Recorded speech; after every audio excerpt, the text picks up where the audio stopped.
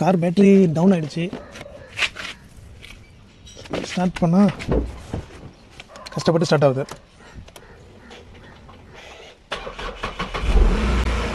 Battery மாற்றலாமா வேணாமான்னு ஒரு வருஷம் ஓட்டிட்டேன். இதே கண்டிஷன் தான். திடீர்னு என்ன ஒன்று ஃபுல்லாக சார்ஜ் ஆன மாதிரி தெரியும். எங்கேயோ ஓட்டிகிட்டு போய் நிப்பாட்டின உடனே பார்த்தீங்கன்னா ஸ்டார்ட் ஆகாது. இப்போ ஸ்டார்ட் ஆகுது. என்ன ஒன்று திடீர்னு போய் நம்ம பெட்ரோல் பங்கில் பெட்ரோல் போட்டு ஸ்டார்ட் பண்ணோன்னா ஸ்டார்ட் ஆகாது. அதனால் பேட்டரி மாற்றுறது நல்லது. கியர் வண்டியாக இருந்தால் தள்ளி விட்டு ஸ்டார்ட் பண்ணிக்கலாம். இது ஆட்டோமேட்டிக் ஏஎம்டி. அதனால் என்ன ஆகுனா இதை தள்ளி விட்டு ஸ்டார்ட் பண்ண முடியாது. அதனால் பேட்டரி மாற்றுறது நல்லதுன்னு சொல்லி அவ்வளோதான்.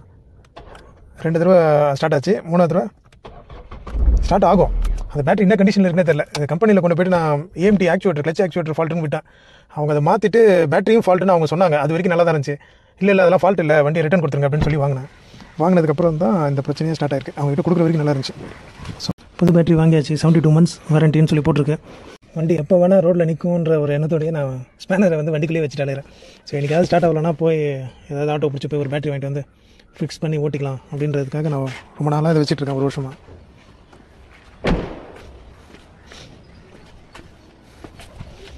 பேட்ரி மாற்றுறது ஒன்றும் பெரிய விஷயம் கிடையாது. எப்பவுமே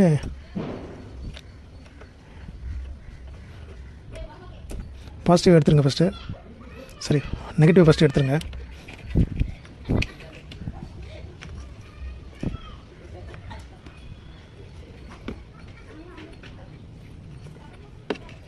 ரொம்ப சிம்பிளாக தான் இருக்கும்.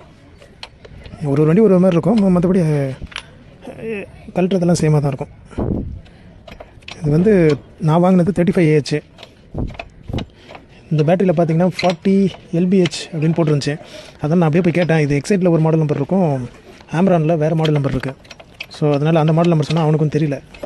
அவன் என்ன பண்ணால் எனக்கு அப்படியா அப்படின்னு கேட்டு ஏதோ ஒன்று எடுத்து கொடுத்தான். ஸோ நம்ம தான் கன்ஃபார்ம் பண்ணோம் கொடுத்தது கரெக்டாக இல்லையான்றது. 40 lbhன்னு போட்டிருக்கு.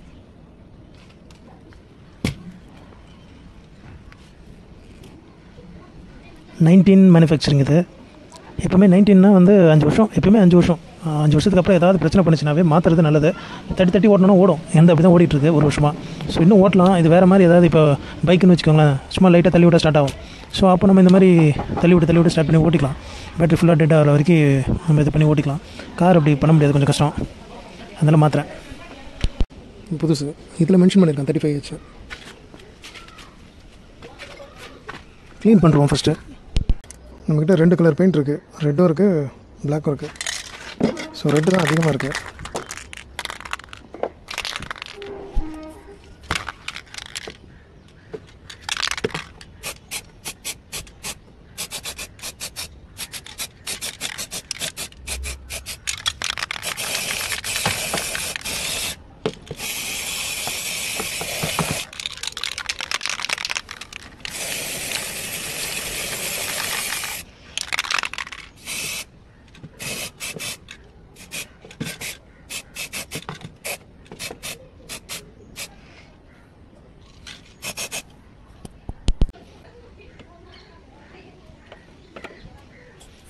ஆக்சுவலாக இந்த ட்ரே எதுக்காக வைக்கிறாங்க, பிளாஸ்டிக் ட்ரேனா, letter side in case full charge பண்ணும்போது உள்ளேருந்து லிக்விட் வெளியே வரும். அந்த டைமில் வெளியே வர லிக்விட் எங்கெங்கெல்லாம் படுதோ அங்கெல்லாம் அந்த மெட்டல் பாட்டாக இருந்தால் அது அப்படியே அரிச்சிடும். ஸோ இந்த மாதிரி பிளாஸ்டிக் அதுக்கேற்ற மாதிரி டிசைன் பண்ணி ஒரு பிளாஸ்டிக் இந்த பிளாஸ்டிக்கில் விழும்போது என்ன ஆகும்னா உங்களுக்கு ஒன்றும் அஃபெக்ட் ஆகாது. அந்த பிளாஸ்டிக்கில் அப்படியே இருக்கும் அந்த லிக்விட். நீங்கள் அப்புறம் தண்ணி ஊற்றி கழுவிக்கலாம். வேறு எங்கே பட்டாலும் அந்த இடம் ஃபுல்லாக வெளியாகிடும். வேணா பாருங்கள், இந்த கிளச் ஆக்சுவேட்டர் நான் புதுசாக மாற்றிருக்கேன். மாற்றி ஒரு வருஷம் கூட அவ்வளோ அதுக்குள்ளே எப்படி இருக்கு பாருங்கள். ஸோ அது வெளியானதுக்கு ரீசன் அதுதான். இந்த 40 B20 L இப்படின்றதுக்கெலாம் இதுக்கெலாம் ஒரு மீனிங் இருக்குது. ஸோ எல்லுன்னா லெஃப்ட் சைடு இந்த பாசிட்டிவ் இருக்குது அப்படின்னு அர்த்தம். ஆர்னு வந்தால் ரைட் சைடு பாசிட்டிவ் இருக்குன்னு அர்த்தம். ஸோ இப்போ பாருங்கள், நமக்கு லெஃப்ட் சைடில் இருக்குது பாசிட்டிவ். ஸோ இன்கேஸ் இது ரைட் சைடில் உங்களுக்கு பாசிட்டிவ் வந்துச்சுன்னா என்ன ஆகும்னு சொல்கிறேன். ஒன்றும் பெருசாக இருக்காது. என்ன ஒன்று, இந்த கேபிளில் நீங்கள் மாற்றுற மாதிரி ஆகிடும். இந்த கேபிள்லாம் சும்மா சாதாரண ஒயர் கிடையாது. நீங்கள் வீட்டில் இருக்க ஒயர் எடுத்து கட் பண்ணி மாட்டுறதுக்கு இது ரொம்ப ஹெவியாக இருக்கும். அந்த கேஜ் ரொம்ப திக்கான ஒயர், ஏசிக்கு போகிற மாதிரின்னு வச்சுக்கோங்களேன். அதை விட டபுளாக இருக்கும்.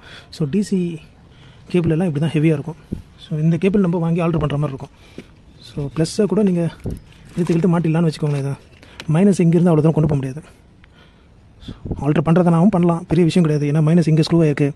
இதை அப்படியே இந்த ஸ்க்ரூவை கழட்டிட்டு எடுத்துகிட்டு போய் இங்கே கனெக்ட் பண்ணிட்டு இங்கேருந்து கூட நீங்கள் மைனஸ்க்கு கொடுத்துக்கலாம். ஸோ எல்லாமே நம்ம கையில் தான் இருக்குது. மெக்கானிக் மட்டும்தான் எல்லாமே பண்ண முடியும்லாம் இல்லை, நம்மளும் பண்ணலாம்.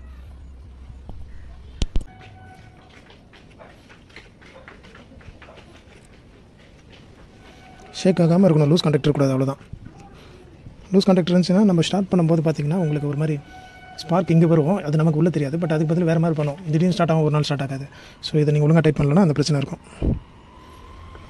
அவ்வளோதான், முடிஞ்சிடுச்சு. இது மட்டும் பேட்ரி ஆடாமல் இருக்கிறதுக்கு இது ஒரு லாக் வரும், இதை போட்டு க்ளோஸ் பண்ண வேண்டியதான். ஆக்சுவலாக இந்த பேட்ரி பார்த்திங்கன்னா இது பிடிக்கிற மாதிரி உங்களுக்கு சைடில் வந்து ஒரு காடி கொடுத்துருக்காங்க. இதில் பார்த்திங்கன்னா இந்த காடி இல்லை. ஸோ அது இல்லாதனால என்ன ஆகுதுன்னா கரெக்டாக பிடிக்க மாட்டேன் பேட்டரியை. ஸோ இப்போ நம்ம வேறு ஏதாவது ஆர்டர் பண்ணி தான் அதை ஃபிக்ஸ் பண்ணணும். ஸோ பிளாஸ்டிக் வச்சு கொஞ்சம் ஃபிக்ஸ் பண்ணியாச்சு, அவ்வளோதான்.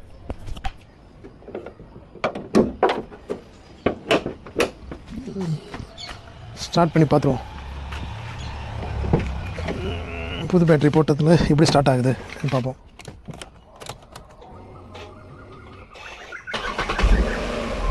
சூப்பராக ஆகுது. ஆம்பியர் கரெக்டாக இருந்ததுன்னா அந்த செல்ஃப் ஸ்டார்ட்டை சுற்றுறதே நல்லாயிருக்கு.